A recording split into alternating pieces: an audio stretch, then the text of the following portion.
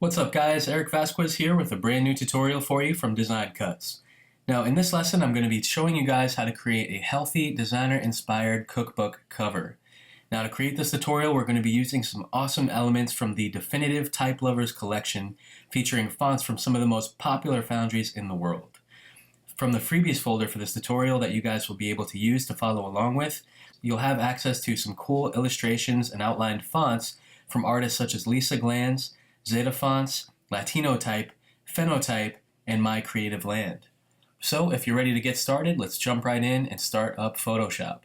Now the first thing we're going to do here is create a new document, and we just want to go ahead and first give our document a name. So I'm going to be calling this the Hungry Designer Cookbook, because that's going to be the title. And then for the dimensions here, let's make sure that it's set to inches, and go ahead and put in a value of 6 inches for the width, 9 inches for the height, and let's change the resolution to 300. Now, because we are going to be creating a cover for a book that would essentially be printed, we want to change the color mode from RGB to CMYK. Now from here you can leave this set to 8-bit and the background content set to white, and then go ahead and click on Create. Now once you have your new document here in Photoshop, the first thing you'll notice is that we just have this one single background layer. So go ahead and double click on that layer, and we're just going to type in the name background in all caps. Go ahead and press enter, and now you will have this layer unlocked. Okay, so what we're going to do next is double click on the background text, press Command C to copy it, and then Command G to put it into a group folder. And now double click on the group 1 text and paste it by pressing Command V on the keyboard. Okay, so now you have your background layer instead of a background folder. Now let's go ahead and double click on the background layer inside of the folder here and check off the color overlay option. Now click on the fill color here, and let's go ahead and change that to the hex value 4A, 4D, 3B. Alright, and that's going to give you this kind of military dark gray color here, this grayish green color, and that's going to serve as the backdrop for our cover. So the next thing we want to do is begin to bring in some of our elements from the freebies folder here. So let's come up to the File menu, and what we want to do is choose this option that says Place Embedded. Okay, from there we're going to navigate to the freebie folder, and let's go inside here, and what we're looking for is the Decorative Frame 01.png file. Now all you have to do here is click Place, and it's automatically going to bring in your graphic here, and if you'll notice, it already has the name of the file here in it. Okay, so what we're going to do before we press return to place our decorative frame is just hold down the shift key and tap the up arrow maybe 8 to 10 times just so it's slightly above the middle horizontal center. And then go ahead and hold the Alt, Option, and Shift keys and just scale it down slightly by dragging inwards from any of the 4 corners of the bounding box. And now go ahead and hit return. Now once you do that, not only does this layer already have the name, the proper name that we want, but it's actually already a smart object. So again, in the past when I've done this, I've always said, hold down Control, click, and then choose Convert to Smart Object, but now you guys don't have to do that. Alright, so it's a good time saver, a great way to just bring in a file and get it in your document. So now let's go ahead and double click on that layer, and we're going to check off the color overlay option once again. However, we don't want the color to be the same as the background because we can't see anything. So instead, we're going to change this hex value to 7B9661, which is this nice kind of lighter green color. So you should now have something like this.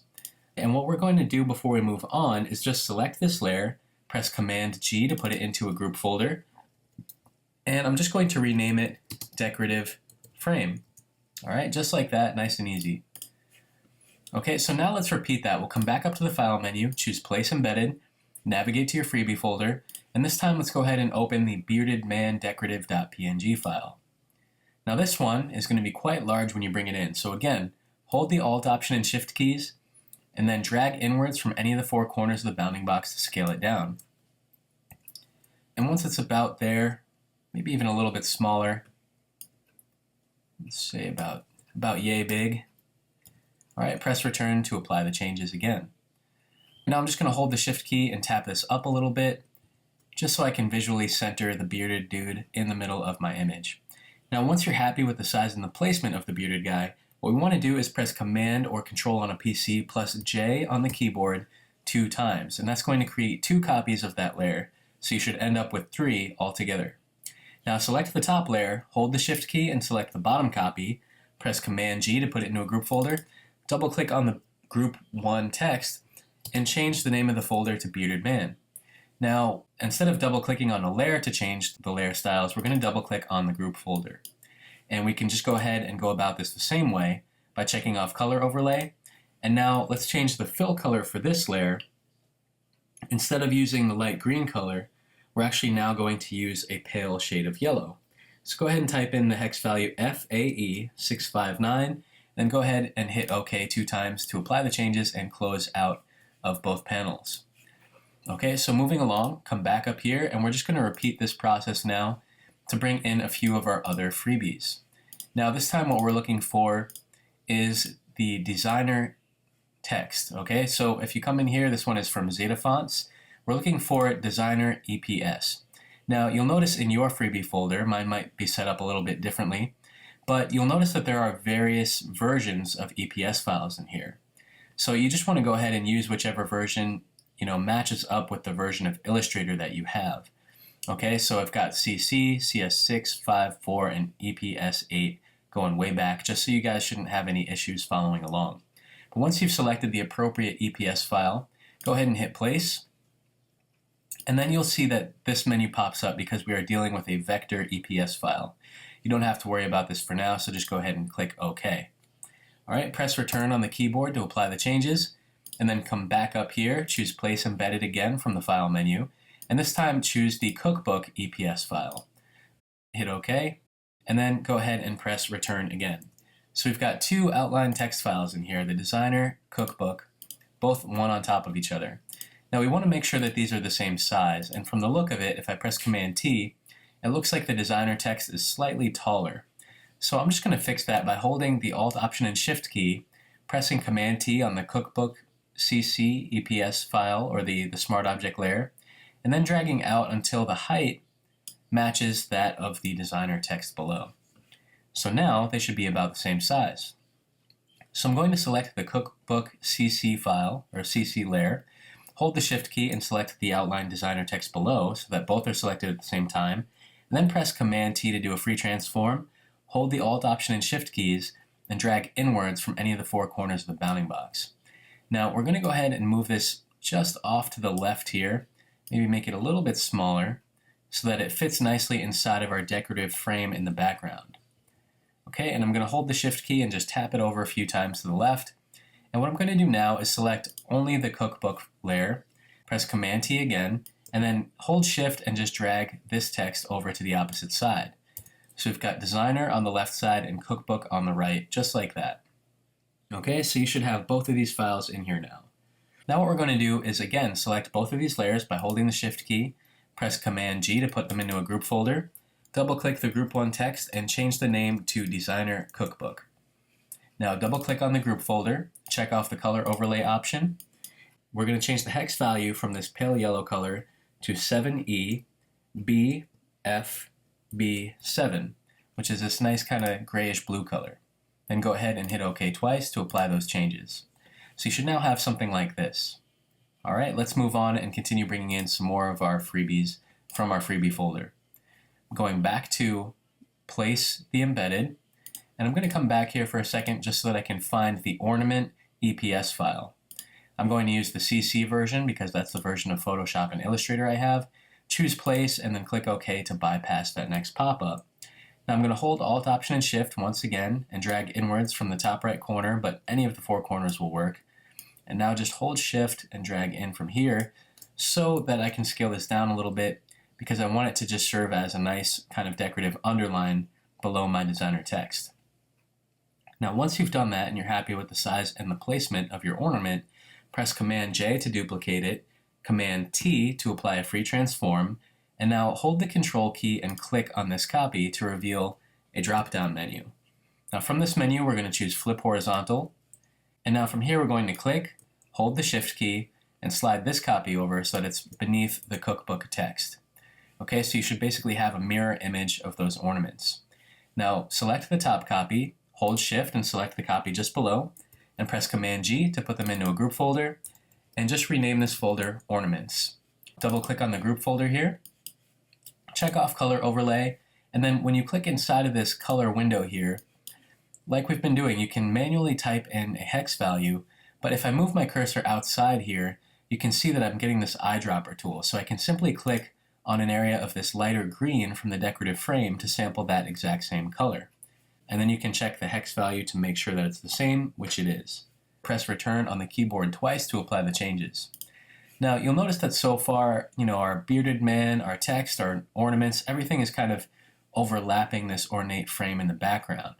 And it's a little bit hard to read at the moment, but we're going to be addressing that in just a few more steps.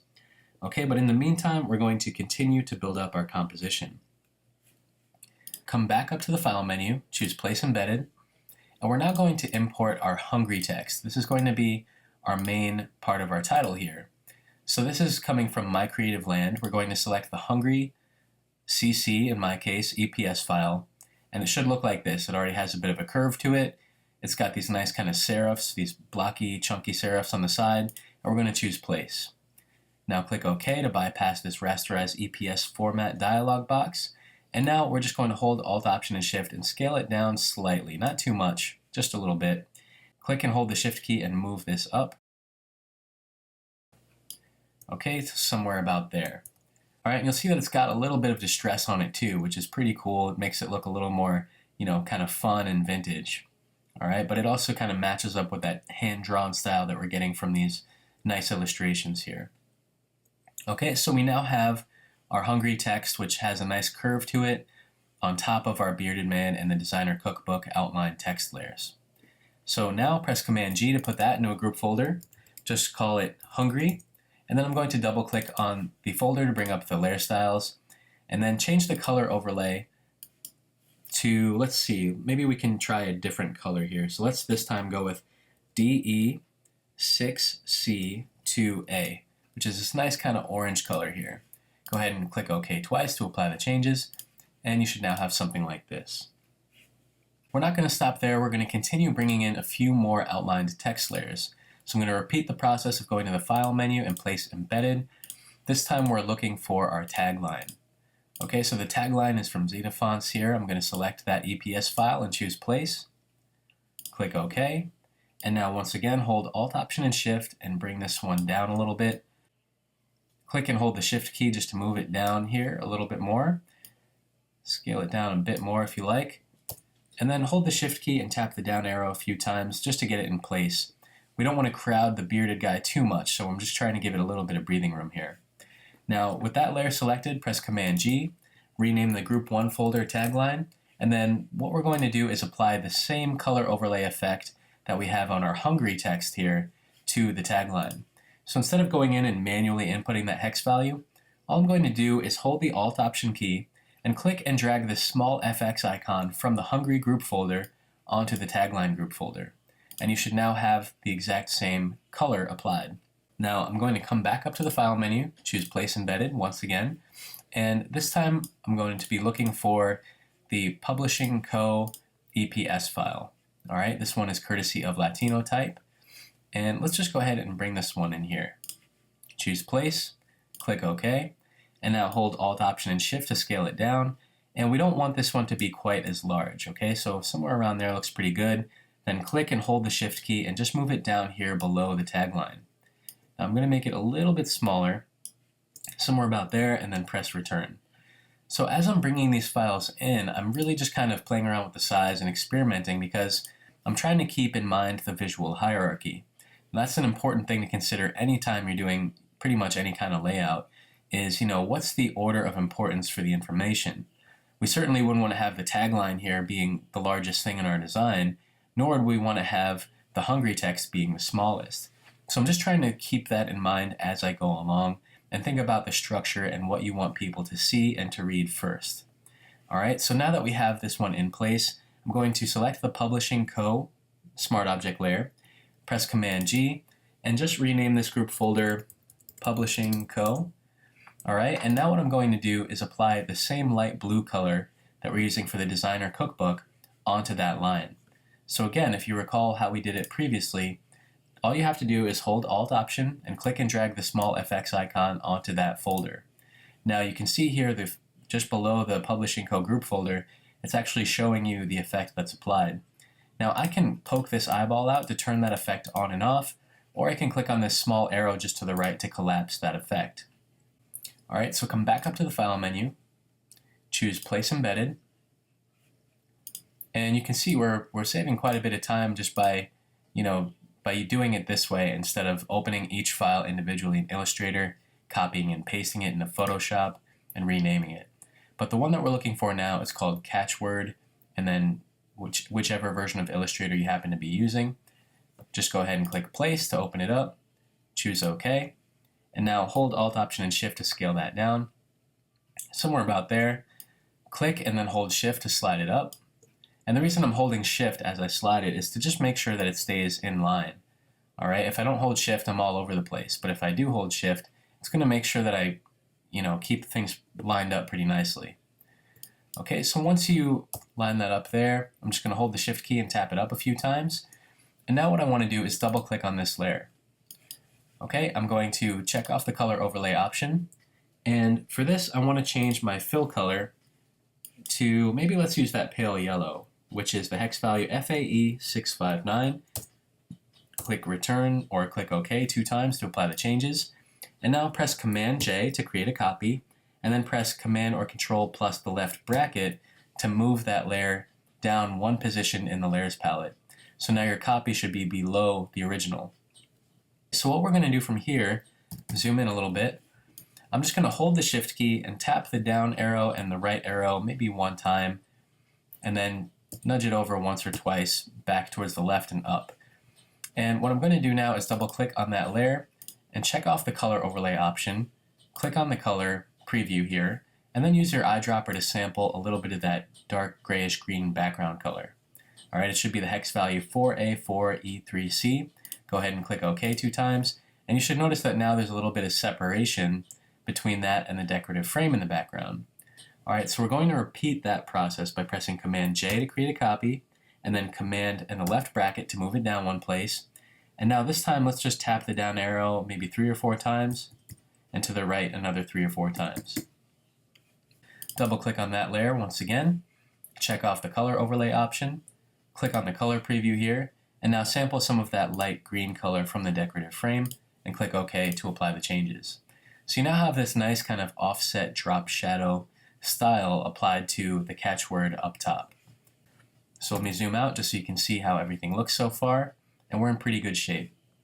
So let's move on by coming back up to File, Place Embedded, and we're now going to bring in the Catchword Rules EPS file. Alright, now this is just going to help us kind of balance things out and anchor our design a little bit. So all I'm doing is holding the Alt-Option key and Shift to scale it down, and I'm going to move it up here just to the left of the word the. Now before I press Return to apply the changes, I'm going to move my cursor over the left side here, and you should have this left and right arrow.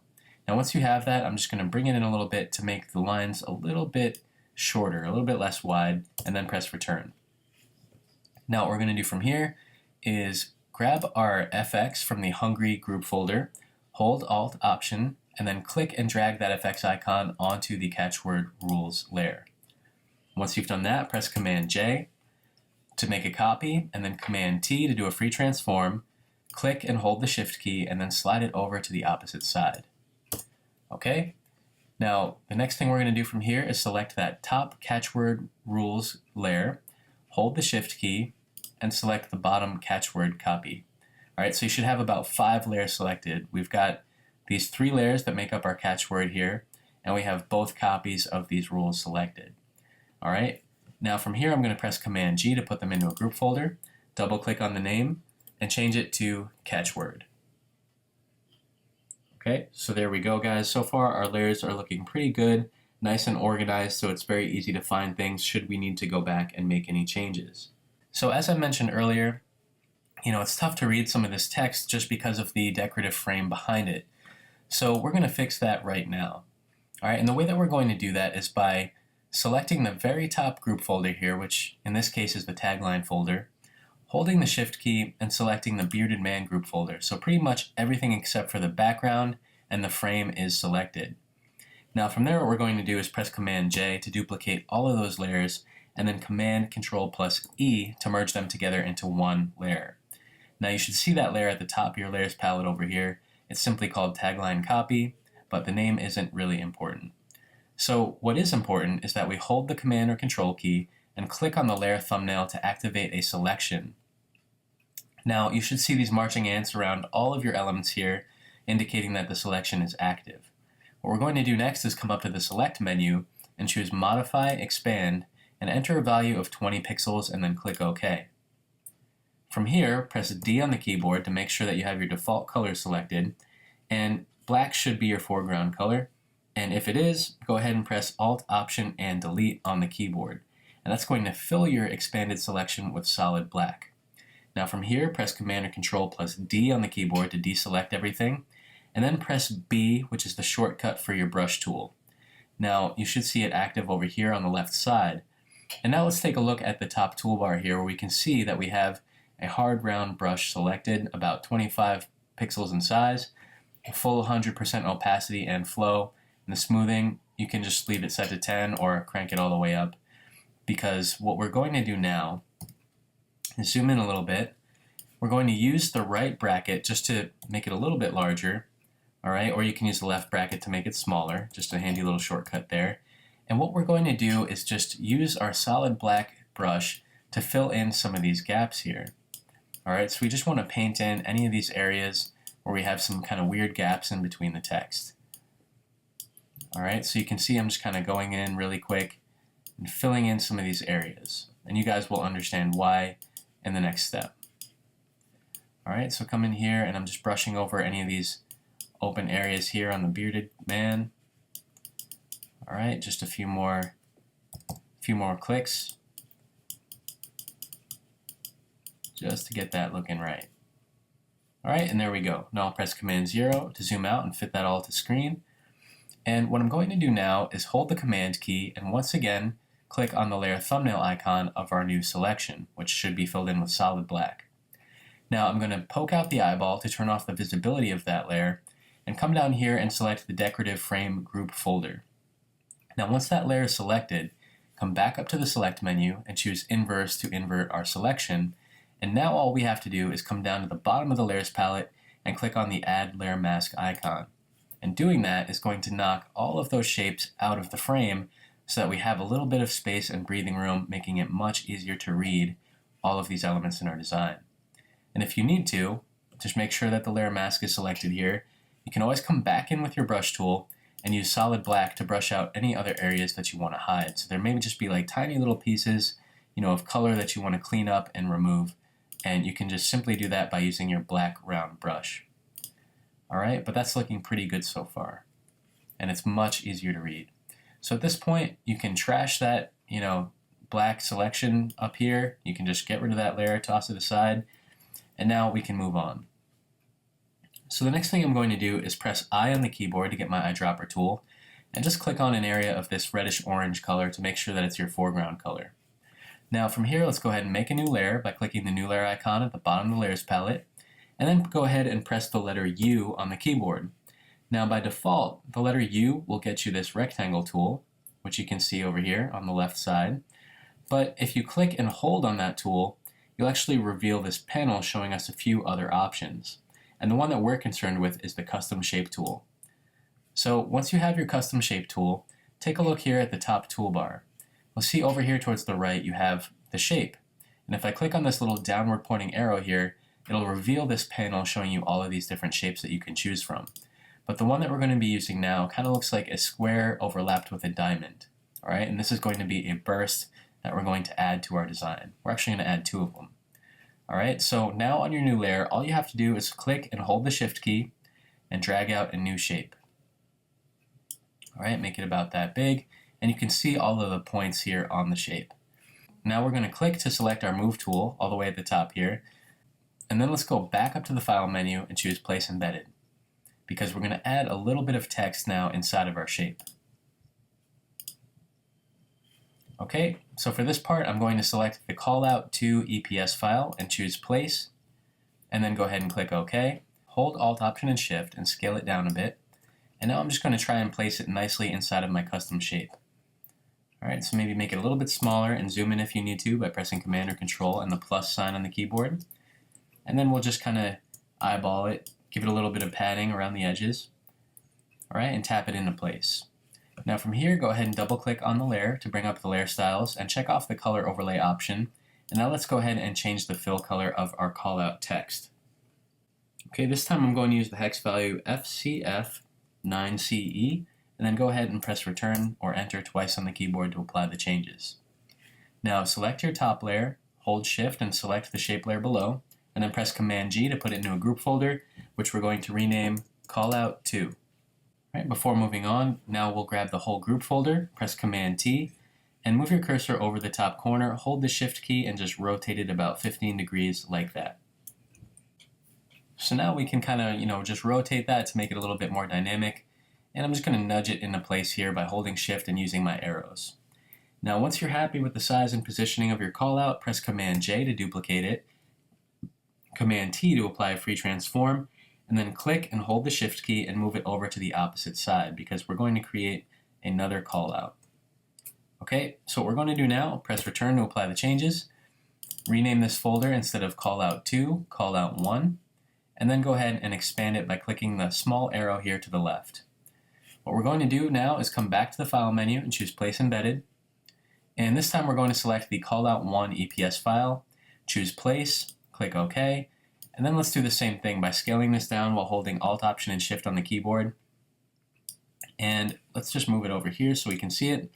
Now move your cursor over any of the corners and you'll kind of see that curved arrow indicating that you can now rotate the shape. So hold the Shift key and rotate it 15 degrees just so it lines up and fits nicely inside of the shape here.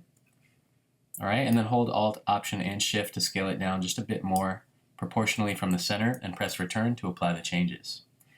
Now for this layer, we want to go ahead and click and drag it to make sure that it's inside of this callout1 group folder.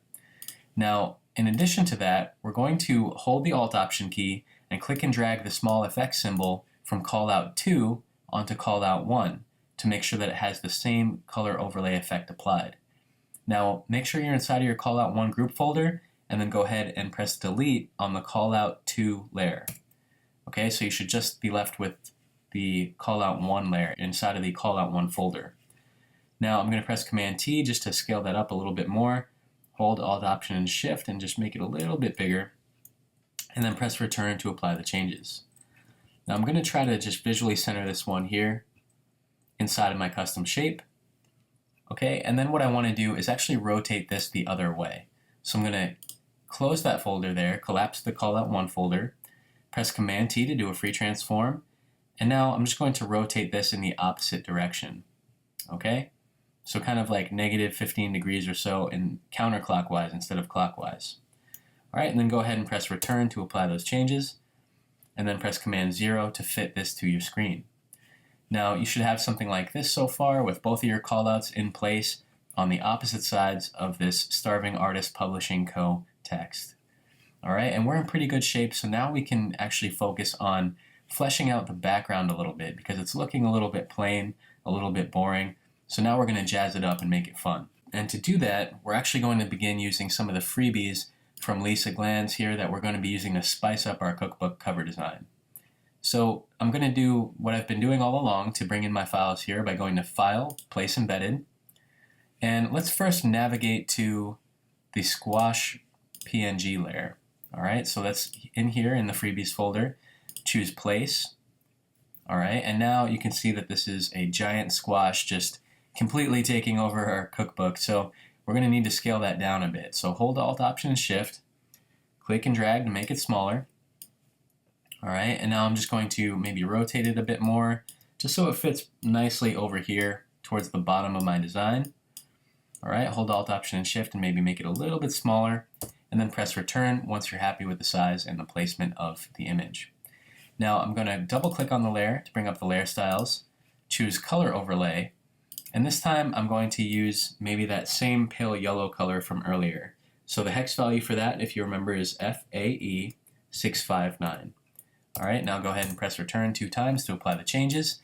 Press Command J to duplicate the squash layer, Command T to do a free transform, And now I'm going to click and then hold Shift to drag it straight up, rotate it a little bit, and then let's make it a little bit smaller just so we can get some variation there. Now for this one, I want to place it maybe just above the letter Y here so it fits pretty nicely on top. Now for this layer, I'm going to just move it up a few clicks, double click on it, and change the color overlay from that yellow color to maybe this orange color here. Okay, so we're basically just going to be peppering in some illustrations all around the background to create like a nice wallpaper effect. All right, so let's continue to do this by importing our other remaining illustrations, our food and our vegetables and our plants, and just basically doing the same thing where we're going to place them around our image. Okay, so I'll be going a little bit faster just with that file place embedded part, but by now you guys should kind of get the idea of how that works. All right, so let's go ahead and bring in maybe the beetroot can be the next one. Again, it's really big, so I'm going to scale it down by holding Alt, Option, and Shift. I'm going to rotate it, maybe position it somewhere up here towards the top of the design, maybe in like the upper left-hand corner, and then press Return once you're happy with the size. Double click on it to bring open the layer styles here. And now click on the color preview, and let's just use the eyedropper to sample some of that green from our decorative frame. Okay, because I don't want there to be too many colors going on in the background. I'm going to keep most of these green just so I can keep things balanced. All right, go back to File, Place Embedded. This time we'll bring in our bottle and just basically repeat these couple of steps here. Just going to rotate it a little bit to try and find a nice size and placement for it. Double click the layer to bring up the layer styles, choose the color preview, and this time I'll sample some of the orange. All right, tap it over a little bit, just play around with the positioning. Okay, and it's all about trying to make it look kind of random. So that's why I'm saying use the free transform to rotate it, play with the size, the scale, and the positioning, and all that good stuff. All right, let's bring in our branch.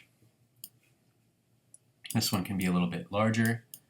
Maybe just rotate it clockwise a little bit more. Okay, and we'll place it somewhere over here. Maybe even rotate a little bit further. Okay, double click the layer to play around with the color. I'm going to go back to my green here and then continue to bring in a few more of these elements. All right, now let's go ahead and grab the spoon, press place, scale it down. I'm going to rotate it a bit and place it over here. All right, maybe rotate it a little bit more just so it doesn't look like it's on the same exact angle as the squash. Press Return, and now this time let's go ahead and maybe make this one that same yellow color that we're using on our catchword. Okay, and I'm actually going to duplicate this layer by pressing Command J, press Command T, and then bring it down here. And I'm just holding the space bar so that I can navigate around my document a little bit. And then I'm going to rotate the spoon, make it a little bit larger, maybe place it somewhere over here. Looks pretty good. And this time I'll go ahead and change it from yellow to orange. All right, now let's move on. Let's see, the next thing I'm going to bring in here is the radish, and I'm just going to kind of fill out some of the space on the bottom here. All right, so I'm going to scale it down, bring it down here, rotate it, place it somewhere about there. Looks pretty good.